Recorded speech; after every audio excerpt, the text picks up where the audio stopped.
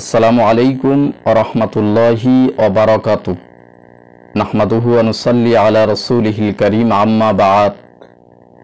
আজকের আমি আপনাদের সম্মুখে বিশ্ব নবী রাহমাতুল লিল আলামিনের মুআজিজা সমূহের মধ্য থেকে একটি মুআজিজা আমি আপনাদের সম্মুখে উল্লেখ করব।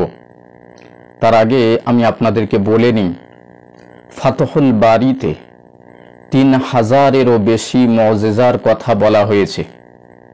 আর অন্যান্য জ্ঞানীগণ মতামত ব্যক্ত করেছেন পেয়ারা রাসূল সাল্লাল্লাহু আলাইহি ওয়াসাল্লামের অসংখ্য অগণিত মুআজিজা রয়েছে, যা গুণে বর্ণনা করে লিখে শেষ করা যাবে না। সুবহানাল্লাহ।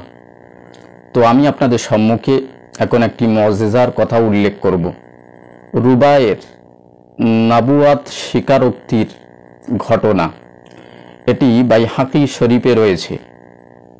এক নারী তার ছোট্ট একটি সন্তানকে নিয়ে পেয়ারা রাসূল সাল্লাল্লাহু আলাইহি ওয়াসাল্লামের কাছে এলেন।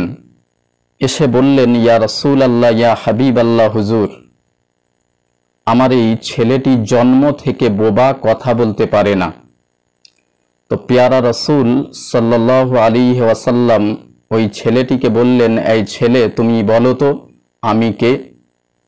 আল্লাহ তাআলার কি কুদরত দেখুন। ওই ছেলেটি সাথে সাথে বলে উঠল যে আপনি হলেন আল্লাহ তাআলার সত্য নবী। জোরে বলুন সুবহানাল্লাহ। আল্লাহ পাক রব্বুল আলামিন আমাদের সকলকে এই রবিউল আউয়াল মাসে বেশি বেশি করে তার হাবিবের কথা স্মরণ করার তৌফিক এনায়েত করুন। আমরা জোরে বলি আমিন। সুস্থ থাকবেন, ভালো থাকবেন।